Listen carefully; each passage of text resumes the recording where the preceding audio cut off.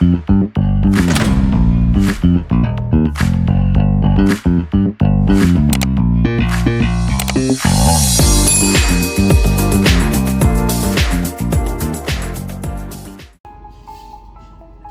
datang di channel YouTube Wibangun. Kali ini kita akan menjelaskan tentang panduan lengkap untuk mewujudkan renovasi rumah impian Anda. Yang pertama ini adalah menentukan jenis proyek renovasi atau pembangunan dari awal. Jadi sebelum memulai, hal yang pertama perlu ditentukan adalah apakah proyek Anda akan berupa renovasi atau pembangunan rumah baru dari nol. Keduanya memiliki perbedaan signifikan dalam hal biaya, waktu, dan kompleksitas pekerjaan. Yang pertama, renovasi rumah. Jadi, renovasi rumah itu adalah opsi yang baik jika Anda sudah memiliki bangunan yang layak secara struktural, tetapi ingin memperbarui desain, tata ruang, atau meningkatkan fungsionalitasnya. Renovasi bisa mencakup dua hal. Yang pertama, renovasi kecil, seperti pengecatan ulang, penggantian lantai, atau memperbarui peralatan dapur. Yang kedua, renovasi besar, seperti penambahan lantai, perubahan tata ruang secara signifikan, atau memperbaiki kerusakan struktural. Keuntungan renovasi adalah Anda tetap bisa mempertahankan elemen rumah yang sudah ada, yang mungkin memiliki nilai sentimental atau sejarah. Namun, renovasi juga bisa lebih menantang, terutama jika ada kerusakan tersembunyi yang baru terlihat setelah pekerjaan dimulai. Yang kedua, pembangunan rumah baru. Pembangunan rumah baru adalah proyek besar yang memberikan kebebasan penuh untuk merancang dan membangun rumah sesuai keinginan dari nol. Kelebihannya adalah Anda bisa memastikan bahwa seluruh desain dan tata ruang sesuai dengan kebutuhan dan selera, serta menggunakan material dan teknologi terbaru. Namun, pembangunan rumah baru membutuhkan perencanaan lebih lama, biaya yang lebih besar, dan memerlukan regulasi dan izin pembangunan yang lebih kompleks. 2. Perencanaan renovasi dan pembangunan rumah. Perencanaan adalah fondasi dari setiap proyek pembangunan atau renovasi. Ini adalah fase di mana semua keputusan penting harus diambil, mulai dari desain, anggaran, hingga pemilihan kontraktor.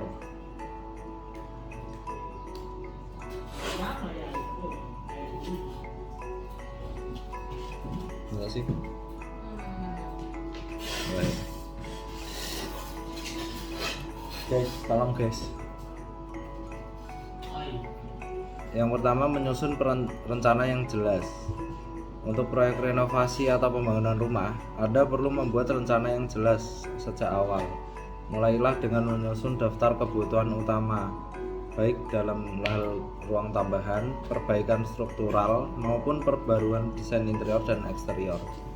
Rencana ini akan menjadi panduan Anda selama proyek berlangsung dan membantu menghindari pembengkakan anggaran atau waktu. Beberapa pertanyaan yang bisa Anda tanyakan dalam tahap perencanaan. Semisal, beberapa banyak ruang yang saya butuhkan, apakah saya memerlukan perbaikan struktural, terus gaya desain yang cocok untuk Anda pilih, terus bagaimana dengan pencahayaan alami dan ventilasi. Nah, itu bisa ditanyakan langsung ke admin kami guys. Kita ada tim survei, jadi kalau misalkan Anda yang rumahnya ingin disurvei, bisa banget kita bantu untuk survei lokasi. Surveinya gratis guys untuk area Semarang dan sekitarnya. Jadi tenang saja, tidak usah khawatir, kita akan bantu sampai tuntas, sampai proyeknya berjalan dengan lancar. Serat tekan gak nyanda ya, tak jejal kan tak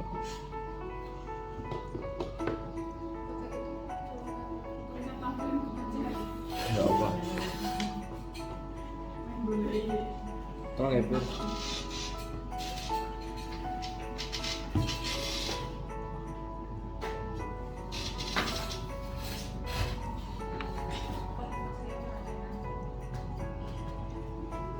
Lho iki ngecase piye ra iso lah.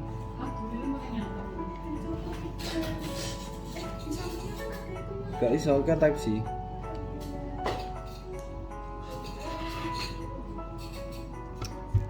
Ya insyaallah.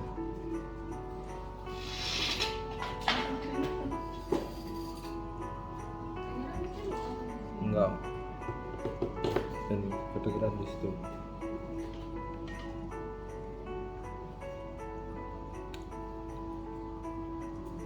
Nah, kita lanjut ya guys. Yang kedua itu pada tahap menyusun anggaran. Jadi menetapkan anggaran realistis adalah kunci keberhasilan proyek renovasi atau pembangunan rumah. Beberapa aspek yang perlu dipertimbangkan dalam menyusun anggaran itu adalah yang pertama biaya material. Jadi biaya material itu untuk menentukan jenis dan kualitas material yang digunakan seperti keramik, kayu, batu, baja dan sebagainya. Akan sangat mempengaruhi total biayanya guys. Jadi material yang tahan lama mungkin lebih mahal dari awal, tapi itu akan menghemat biaya perawatan jangka panjangnya guys. Jadi nggak perlu bolak-balik renovasi. Jadi misalkan ada kerusakan tuh cuma kerusakan yang kecil guys. Nah yang kedua itu tenaga kerja. Biaya jasa kontraktor dan tenaga kerja itu juga harus diperhitungkan. Pastikan Anda bekerja dengan kontraktor berpengalaman yang memberikan penawaran secara transparan.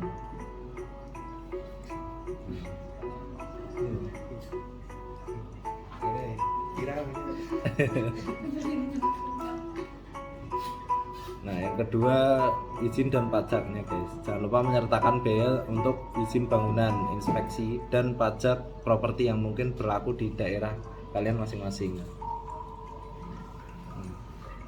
Lalu siapkan dana cadangan, sisihkan sekitar 10-20% dari total anggaran sebagai dana cadangan untuk mengantisipasi hal-hal yang tak terduga yang mungkin muncul selama proyek berlangsung. Jadi 10% atau 10% sampai 20% dari total anggaran itu fungsinya untuk jaga-jaga semisalkan nanti ada hal yang tak terduga, entah itu pembengkakan biaya atau ada penambahan pekerjaan. Nah itu nanti bisa digunakan untuk hal tersebut. Tapi misalkan nanti tidak ada perubahan atau penambahan pekerjaan, itu jadi uang itu bisa digunakan untuk hal yang lain, misal untuk mengisi perabot rumah atau untuk membuat kitchen set. Nah itu bisa digunakan ke hal-hal lain guys. Lalu yang ketiga ada pemilihan kontraktor atau jasa yang akan kita gunakan untuk pembangunan maupun renovasi rumah. Pemilihan kontraktor itu sangat tepat karena itu merupakan langkah krusial dalam memastikan proyek Anda itu berjalan lancar atau tidak. Anda perlu memastikan bahwa kontraktor yang Anda pilih itu memiliki pengalaman dalam jenis proyek yang sama. Jadi misalkan pembangunan rumah, kita harus memilih kontraktor itu yang berpengalaman, udah pernah membangun rumah juga, dari misalkan rumah tinggal yang 1 lantai, 2 lantai, bahkan sampai yang 3 lantai dan seterusnya. Itu kita harus memperhatikan track record atau portofolio dari kontraktor yang akan kita pakai. Jadi itu sangat penting guys untuk menjamin nanti kelancaran dalam proyek pembangunan rumah Anda. Nah, kita bisa lihat dari referensi dan ulasannya. Jadi kita coba lihat ulasannya di online, di sosial media, bisa di Google atau dari orang-orang yang pernah menggunakan jasa kontraktor tersebut. Terus yang perlu diperhatikan juga kontrak tertulis. Jadi pastikan kontrak yang tertulis itu seperti aspek proyek, jadwal, anggaran, dan spesifikasi pekerjaan itu tertulis secara jelas dalam kontrak.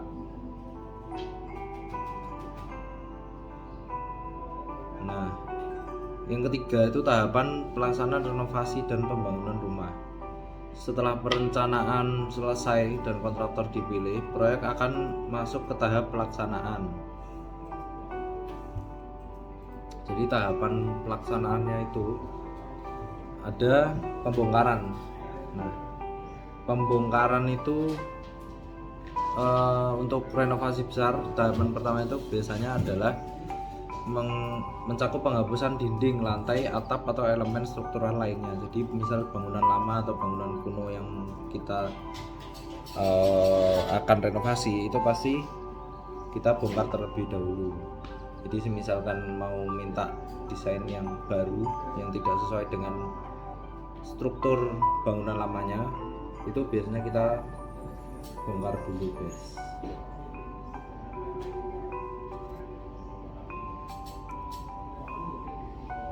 Bang, bisa gak sih kalau nanti pas pelaksanaan dinilainya malah di bawah terapi dan kontrak?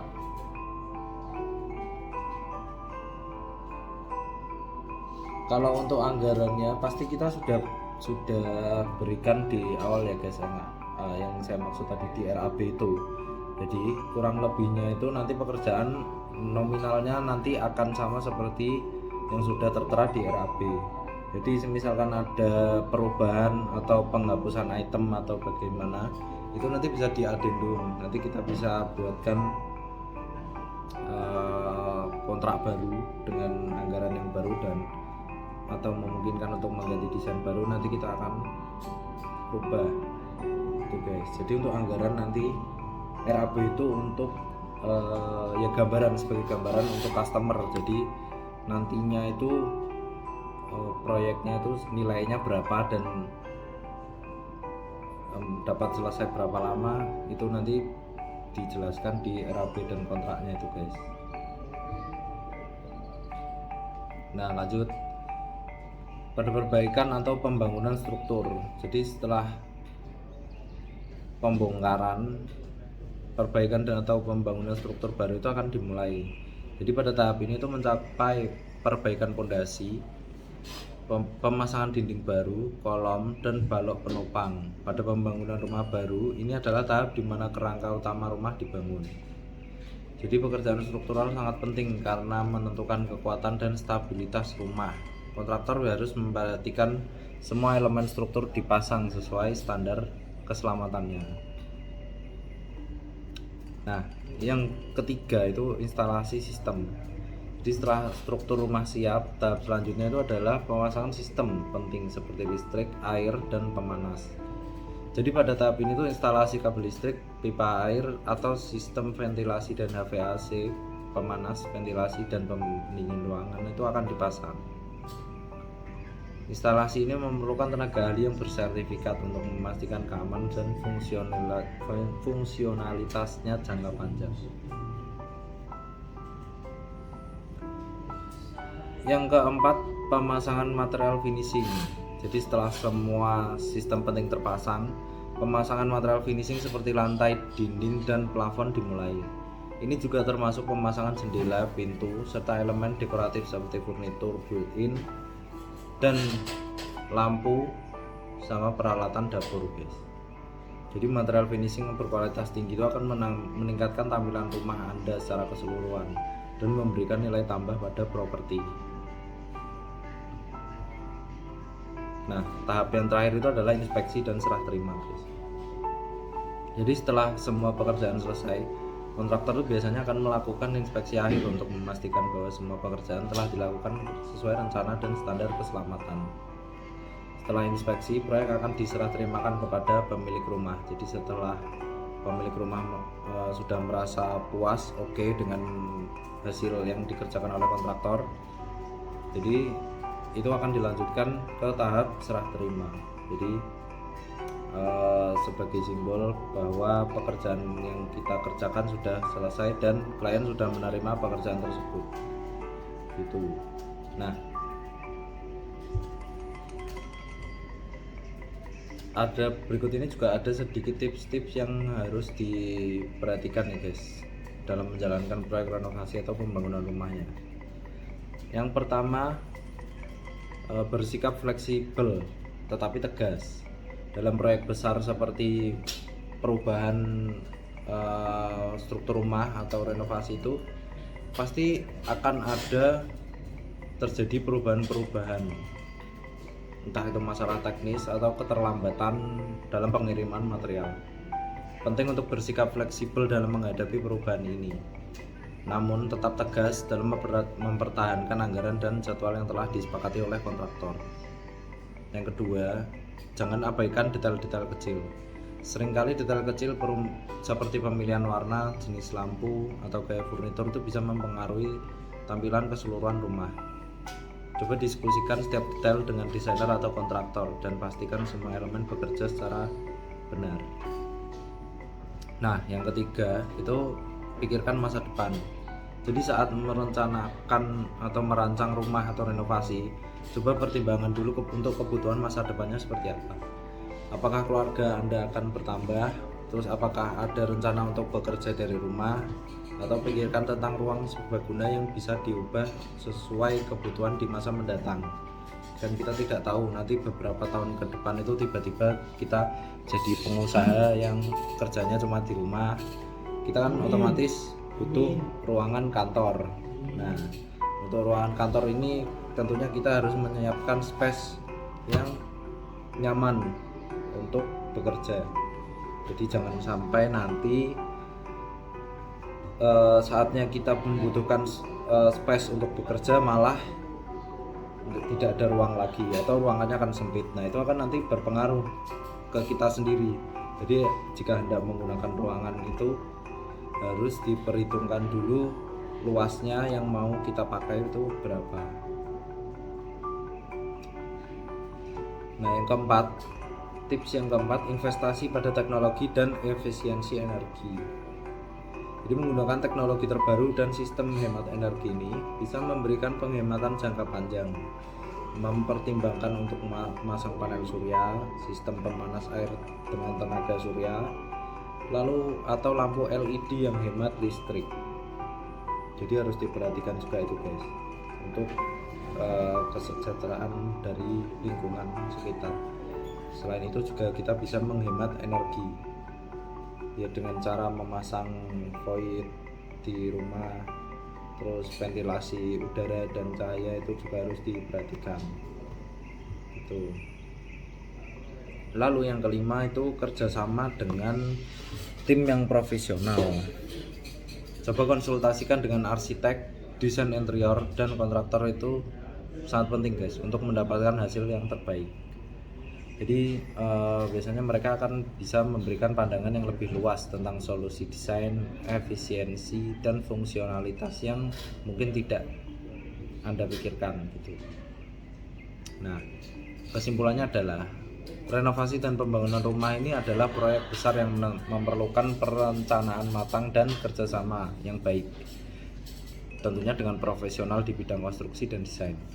Dengan mengikuti panduan dan tips yang tepat, Anda dapat memastikan bahwa proyek Anda ini berjalan dengan lancar, sesuai anggaran, dan menghasilkan rumah yang nyaman, aman, serta sesuai dengan impian Anda. Terus memiliki rencana yang jelas dan memilih kontraktor yang tepat dapat mewujudkan rumah impian Anda. Oke guys, yang mau tanya-tanya lagi guys, boleh silahkan langsung tanyakan saja di kolom komentar.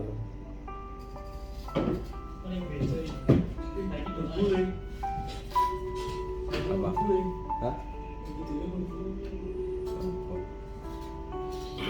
Di sensor.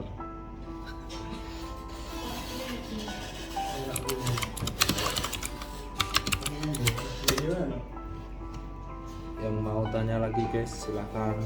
Selamat datang yang baru bergabung. Yang ngantuk boleh ditonton sambil tidur.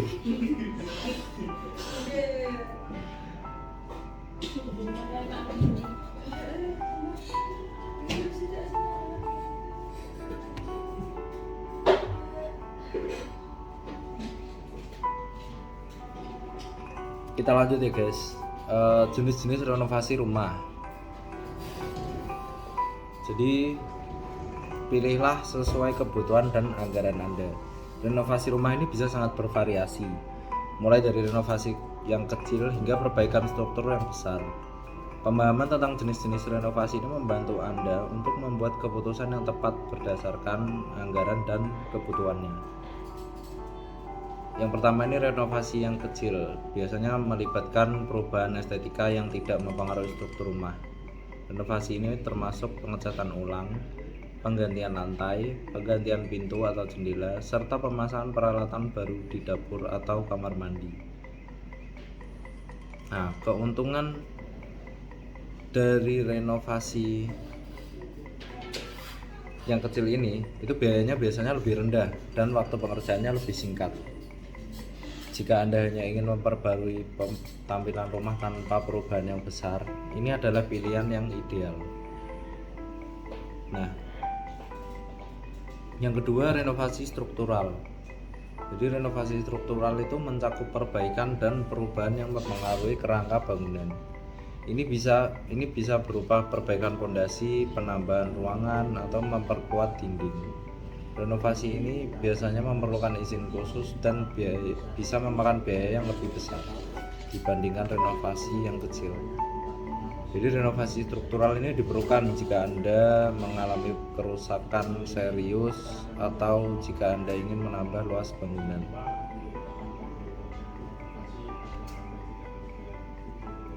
Seperti menambah lantai 2 atau memperluas ruangan keluarga. Nah, itu biasanya perlu izin, guys.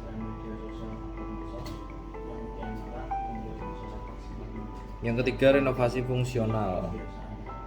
Jadi renovasi fungsional itu bertujuan untuk meningkatkan kenyamanan dan efisiensi rumah tanpa mengubah estetika secara signifikan. Ini biasanya berupa memperbarui sistem listrik, perpipaan, ventilasi, atau instalasi energi terbarukan seperti panel surya. Renovasi ini dapat memberikan manfaat jangka panjang, mengurangi biaya energi, dan meningkatkan kenyamanan rumah. Selain itu, renovasi fungsional seringkali meningkatkan nilai jual properti. Yang kedua, tahapan renovasi untuk atau pembangunan rumah yang optimal. Jadi setiap proyek renovasi atau pembangunan rumah itu harus mengikuti tahapan yang sistematis untuk memastikan kualitas dan keberhasilan. Berikut ini adalah tahapan umum yang dilalui dalam proyek renovasi. Yang pertama, survei awal. Jadi kita menyediakan layanan survei, gratis survei dan konsultasi. Kita ada tim survei lapangan dan arsitek yang biasa kita pakai untuk survei lokasi. Jadi kita gratis.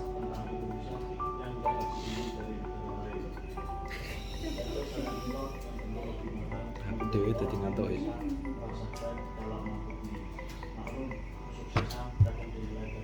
Nah, yang kedua ini pengembangan desain. Jadi setelah survei awal, desain rumah atau renovasi itu perlu dikembangkan. Pada tahap ini arsitek atau desainer interior akan bekerja sama dengan Anda untuk membuat blueprint dan rancangan detail proyek. Jadi desain ini mencakup tata ruang, estetika, serta elemen teknis seperti pencahayaan, ventilasi, dan aksesibilitas. Yang ketiga ini adalah perencanaan anggaran dan waktu. Jadi anggaran yang realistis itu adalah kunci untuk menjalankan proyek tanpa masalah finansial di tengah jalan. Jadi hitung semua biaya, mulai dari material, tenaga kerja, hingga biaya tambahan seperti izin bangunan dan inspeksi.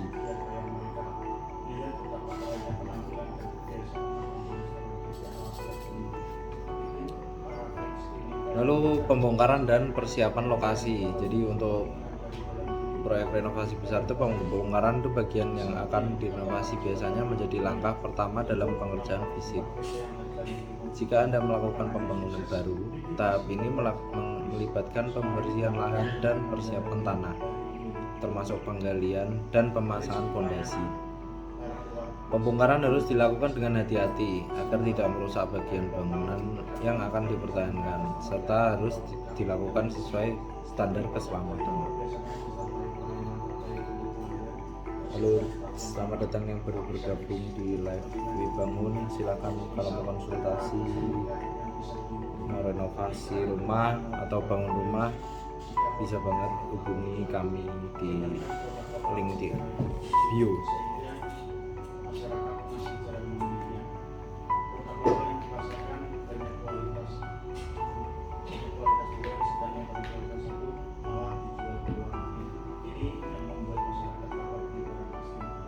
Tiga kesalahan umum yang harus dihindari dalam renovasi dan pembangunan rumah.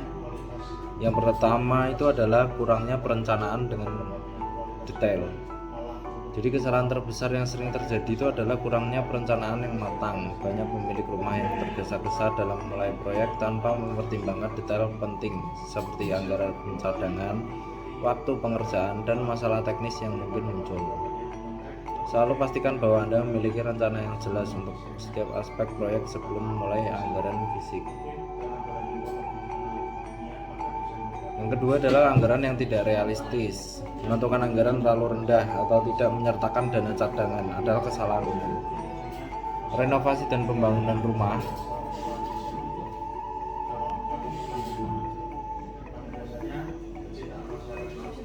sudah gak?